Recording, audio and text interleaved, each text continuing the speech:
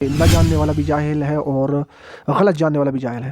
اور اگر اس کی نیت یہ ہے کہ نبی جہاں سے میں بات کروں گا سنتے ہیں تو پھر تو ویسے ہی وہ شرک ہے، پھر تو اس میں کوئی تعویل کی لیکن آپ دور رہ کر لبیک یا رسول اللہ کہتے ہیں تو رسول اللہ صلی اللہ علیہ وسلم کے صحابہ کا یہ طریقہ پوری کائنات میں کہیں ثابت نہیں ہے. الرحمن الرحیم نحمدہ ونصلی علی رسول الکریم. میرے محترم بھائی دوستو، ہمارے مبارک علماء فرماتے ہیں کہ نہ جاننے والا بھی جاہل ہے اور غلط جاننے والا بھی جاہل ہے. ایک شخص ہے وہ جاننے کی کوشش ہی نہیں کر رہا تو وہ تو ایک الگ مسئلہ ہے. میرے محترم بھائی دوستو، ایک شخص ہے وہ غلط جان رہا ہے. تو اس حوالے سے آج جو مفتی طارق مسعود صاحب اور مفتی عبدالواحد قریشی صاحب کا ایک بیان ہے کہ یا رسول اللہ کہنا کیسا ہے.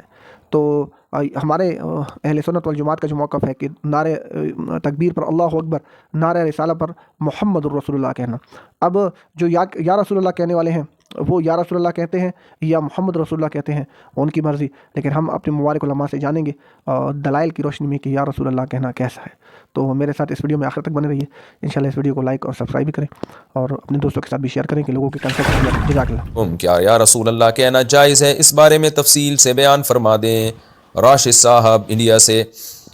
دیکھو، شاعری میں ندا کی جاتی ہے ان لوگوں کو جو آپ سے دور ہیں، ان کو بھی پکارا جاتا ہے. تو یہ شعر و شاعری میں تو اس کی اجازت ہے کہ جیسے شاعر پکار کے کہتا ہے یا رسول اللہ میں آپ سے محبت کرتا ہوں، میں آپ کے شہر آنا چاہتا ہوں، یا رسول اللہ آپ قیامت کے دن حوض کوثر پہ مجھے پانی پلائیے گا. تو یہ شاعروں کا تخیل ہوتا ہے، اس پہ شرک کا حکم نہیں لگتا، الا یہ کہ وہ صاف لفظوں میں نبی سے مدد مانگنا شروع کر دے تو وہ تو ظاہر ہے پھر شرکی الفاظ ہیں.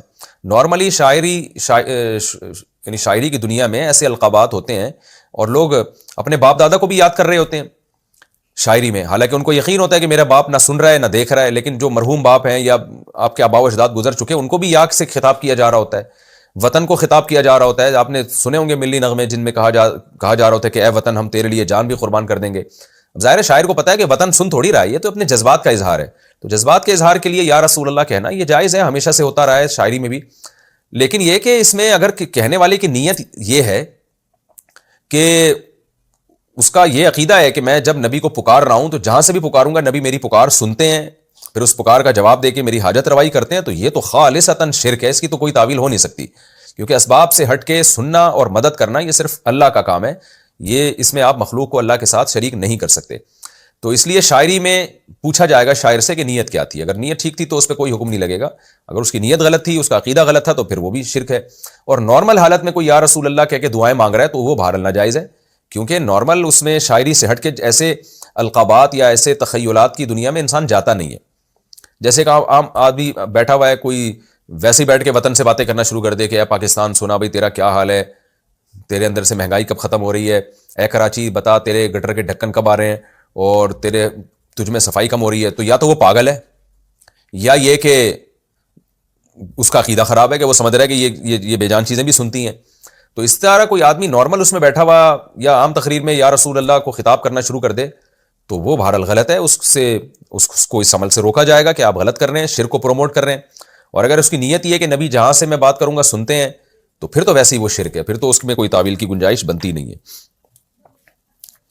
خلاصہ یہی نکلا کہ اس زمانے میں احتیاط اسی میں ہے کہ یہ یا رسول اللہ کا لفظ استعمال نہ کیا جائے شاعری سے ہٹ کر.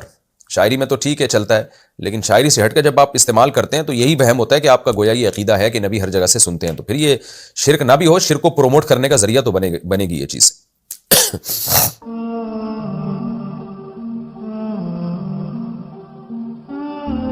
یہ وہیں سے سوال کر رہے ہیں، کہتے ہیں شریعت میں لبیک یا رسول اللہ صلی اللہ علیہ وآلہ وسلم کہنا کیسا ہے، جبکہ لبیک اللہم لبیک تو حج کے موقع پر تلبیہ کے طور پہ پڑھا جاتا ہے. عبدالحفیظ آپ نے ایک بہت اچھا سوال کیا.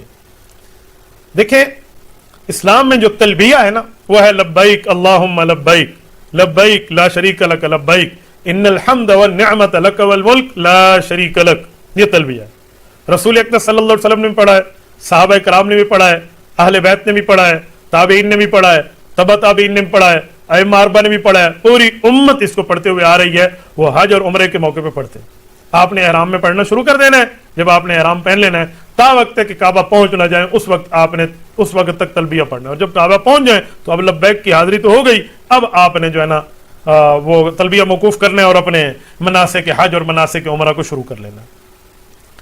کچھ دنوں سے یہ لبیک یا رسول اللہ صلی اللہ علیہ وسلم کے بارے میں لوگ سوال کرتے ہیں کہ یہ کیا ہے. صحابہ کرام رضی اللہ عنہ مجمعین رسول اکرم صلی اللہ علیہ وسلم کے سامنے بیٹھے ہوتے, کوئی صحابی حاضر ہوتے اور انہیں کچھ پوچھنا عرض کرنا ہوتا اللہ کے رسول کی خدمت میں, تو وہ بات کرتا, اللہ کے رسول بات کرتے تو لبیک یا رسول اللہ میں حاضر ہوں, لبیک وسعدیک یا رسول رب العالمین. اس طرح معجم طبرانی میں موجود ہے, طبرانی الصغیر میں موجود ہے, معجم الصغیر الطبرانی میں, کہ ایک گو اللہ کے رسول صلی اللہ علیہ وسلم کے سامنے آئی اور وہ مردہ گو تھی, تو وہاں کے بنو سلیم کے دیہاتی نے اس کو نیچے ڈال کے کہا کہ اگر یہ ایمان لائی تو میں ایمان لاؤں گا. تو اللہ کے رسول صلی اللہ علیہ وسلم کا معجزہ ہے, حضور علیہ الصلوۃ والسلام نے گو کو مخاطب کر کے فرمایا یا ضب, اے گو.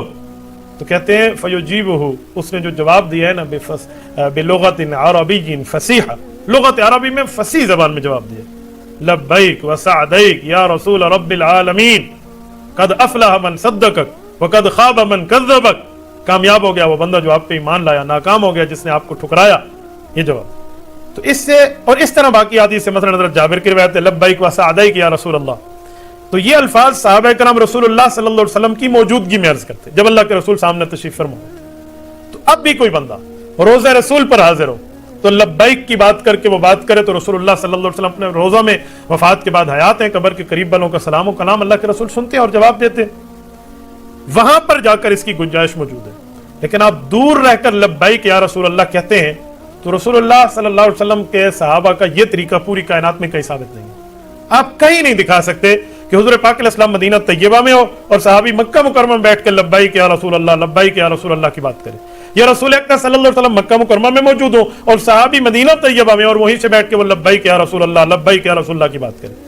دور سے رہ کے لبیک, مکہ مکرمہ سے آپ دور ہیں, کعبہ سے دور ہیں, لبیک اللہم لبیک کہنا تو شریعت میں ثابت ہے, رسول اللہ صلی اللہ علیہ وسلم ثابت ہے, صحابہ کرام اہل بیت عظام اور امت مسلمہ سے ثابت ہے.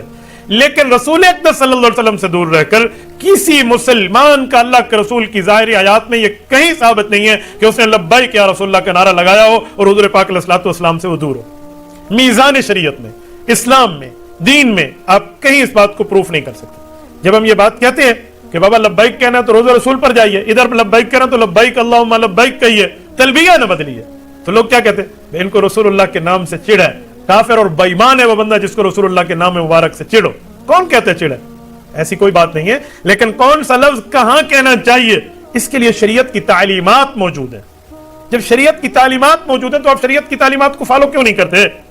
صرف محبت کو, عقیدت کو, پیار کو سامنے رکھیں اور شریعت کو پس سے پوچھ ڈال دیں. جو کام صحابہ نے نہ کیا ہو, اہل بیت نے نہ کیا ہو, تابعین نے نہ کیا ہو, تبع تابعین نے نہ کیا ہو, امت مسلمہ کے عمل اور معمولات سے اور تعامل سے وہ ثابت نہ ہو اور ہم کہ جی نہیں مجھے محبت ہے تو پھر آپ کا میری رائے ہے, پھر اس کو شریعت کا نام نہ دیں. میں بعض اوقات حیران ہوں, یہ لبیک کا نام جو ہے کہاں سے کہاں تک لوگوں کے سامنے لینے کے لیے تو تیار ہیں, اور جب کوئی اور مسئلہ ہو تو وہاں سے نام اوپر نیچے. بابا وہ بات کریں جو شریعت میں کرنے والی ہے. اگر آپ شریعت کی بات کریں گے تو شریعت کے اصولوں سے اسپیسیفک اسے ثابت کرنا پڑے گا. اس بنیاد پہ مکہ مکرمہ سے دور رہ کے لبیک اللہم لبیک کہنا تو شریعت میں ثابت ہے, لیکن رسول اللہ صلی اللہ علیہ وسلم سے دور رہ کر لبیک یا رسول اللہ کے نعرے اور لبیک یا رسول اللہ کی بات یہ شریعت میں کہیں بھی ثابت نہیں ہے.